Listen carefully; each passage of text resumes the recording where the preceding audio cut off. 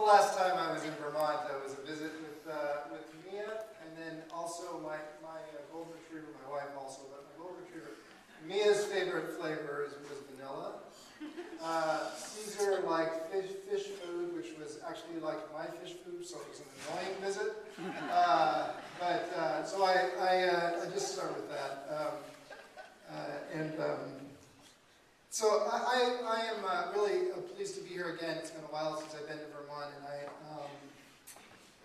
I have been just via sort of my path here tonight.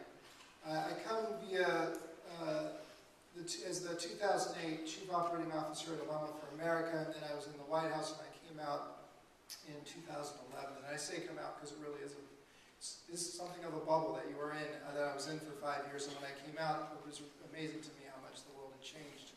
I felt very funny with a lot of the questions that I asked, even being from the Obama campaign, right? I would even ask in 2011, so tell me about this Twitter thing you speak of, right? Things that happened that fast. We weren't using it really.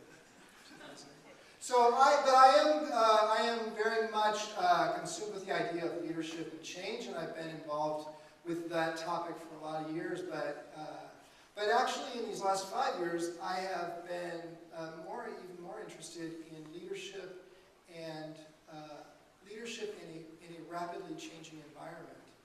And so my topic today that I want to talk about is every young person a Changemaker.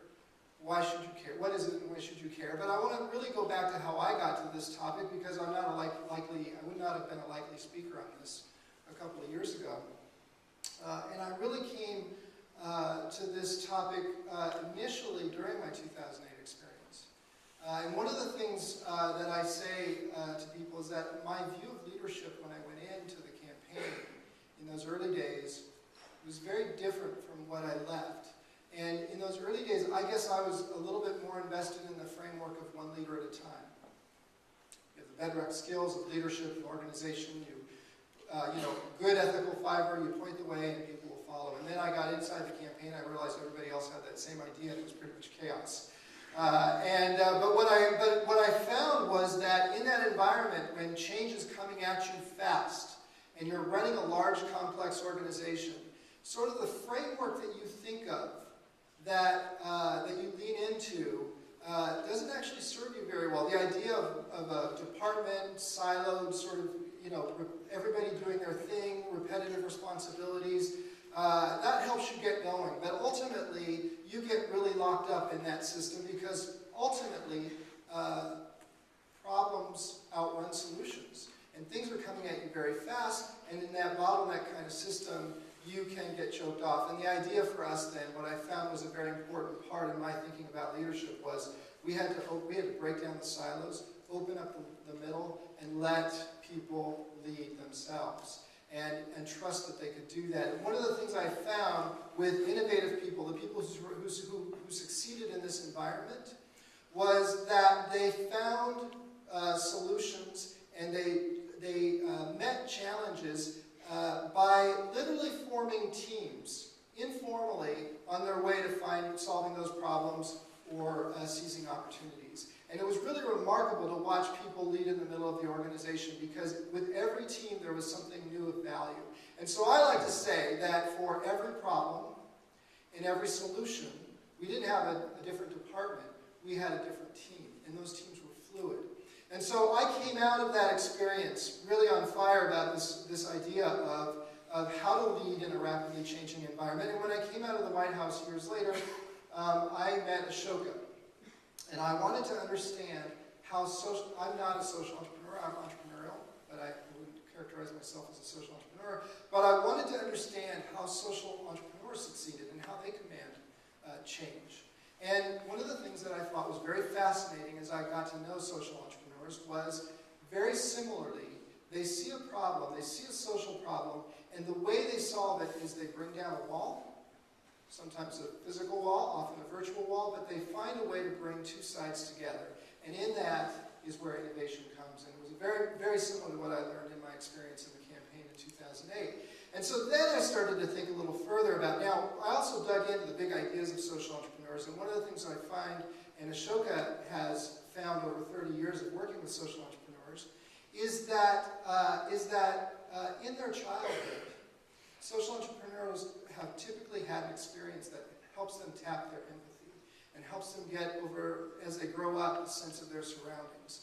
And in their teens, they've typically had a venture that allowed them to practice empathy, to work in a team, to command this new kind of leadership, and to step confidently into situations as innovators and leaders. And so this was a fascinating thing to learn. And then I thought, well, now, how do we think then, in a world that is changing rapidly, how do we think about our children and young people who are growing up into this world, and what are the skills that they need then to command a changing world? And so I want to introduce you to this group. This was a group that helped me get an answer to this problem. These are young people in Oakland. And where they grew up, where they live, there's no grocery stores in their neighborhood. There's only liquor stores. And there's no fresh produce. And so one of the things this group of young people did was they wanted to make sure that there was fresh produce in their neighborhood. So they approached one of the liquor stores, the corner liquor stores, and if you walk in, which I did, you'll see as soon as you walk in a large stand with produce, fresh produce, bananas, tomatoes, onions, apples, and it is produce that is stocked with locally grown fresh fruit. Now, they have a whole system that they worked out as a team that got that fruit from the grower to a market and then into this liquor store. A lot of bicycles involved. But what you found was that these young people figured out how to work in teams of teams to solve a problem in their neighborhood. And they didn't stop there. They didn't say, well, listen, because all of these young people had in their lives people around them who had been afflicted at a very young age with diabetes and heart disease. And so this wasn't just about fresh produce. This was about helping people understand and take command of their health, their personal health. And so what they started doing in front of this liquor store on Saturdays is having clinics where people from the community would help with heart checks, education about diabetes. And in front of this liquor store, the community was learning about their health. With these young people working with a new team of people in the community to make this happen. And then they would point down the street to the road and they say, and by the way, that street that you're looking at right there, we also work with law enforcement and we work with young people and other community groups to make sure that street's safe because people should be able to walk from their home to this store. Right? Have you 1 minute? 1 minute. Let me wrap this up. So what we have are people, young people, who have a venture that have allowed them to act on and practice empathy, teamwork, new leadership, change making. These folks have the skills that they need to command a rapidly changing world. What I do and what Ashoka is doing now is working with our social entrepreneurs and schools around the country and parents, and we are helping bring forward communities, teams of parents, teachers, leaders to understand this new paradigm for leadership, understand change making, and help us think differently about how to prepare our young people for a rapidly changing world. I'll wrap it up there.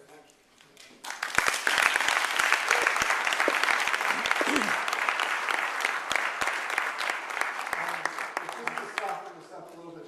Just go ahead. Remember. If you make your presentation, always put a cute dog. I'll remember that. I'm aware my timekeeping isn't brilliant, so I want to keep questions short now because I want to give time for the audience. But one of the things you talked about is people having an experience or having that cognitive empathy as part of them. Well, I want to ask if that can be learned, because there are experts in the UK who talk about intrinsic values and extrinsic values. And there are some people who have, based on extrinsic value, it's all about ego, it's about sort of winning, it's about competition, and etc. So then you have people who have intrinsic values, which are about sharing, about creating common shared value. So is it possible to learn to be more to learn to drive these teams, or actually are we split into a world where actually it's just that the people who have extrinsic values have been the ones who've been in charge, and actually hopefully we'll get enough people with intrinsic values who tend to be quieter and not so competitive. In other words, they're the sort of the people who don't drive change at the sort of in the political sphere, etc., etc.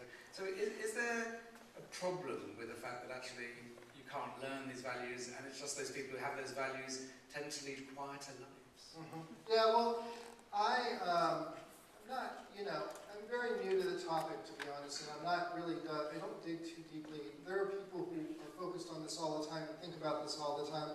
Here's the way I think about it. And by the way, I will just tell you that when I first thought about this, it didn't come naturally to me like, wow, children should master empathy.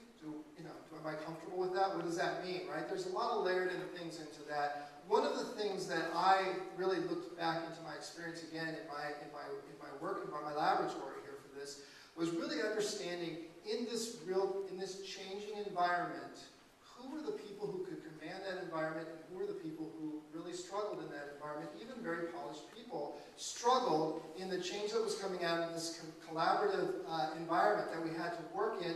And so I have fallen on the idea that, and I've fallen on this idea both as somebody who's run a large, complex organization and as a parent, that you have to have empathy to be able to work, to survive and lead in this environment. And so when I am not an expert on empathy, but I will tell you, I care now about how my kids share their toys. I am very actively engaged in a conversation with them that I will tell you,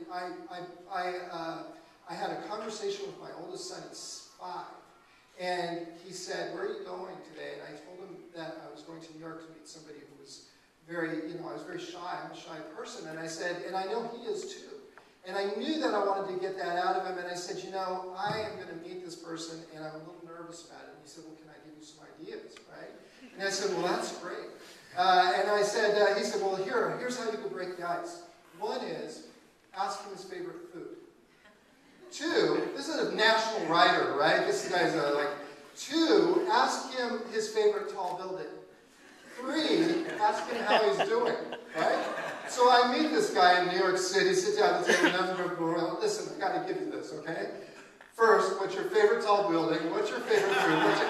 Right? Now, the bottom line is, I think on the one hand, if I hadn't even really thought about my own sort of inhibitions, my worry about how his shyness and how that could actually harm him, I think, going forward, I don't think I would have had that conversation. So I don't know that this has to be about, there are people who will go very deep on this in the role of empathy, and then there's just some things that everyday people like you and I can do that can help change. If we're thinking about the end game, which is commanding a world of change, I think there's ways that we can serve ourselves.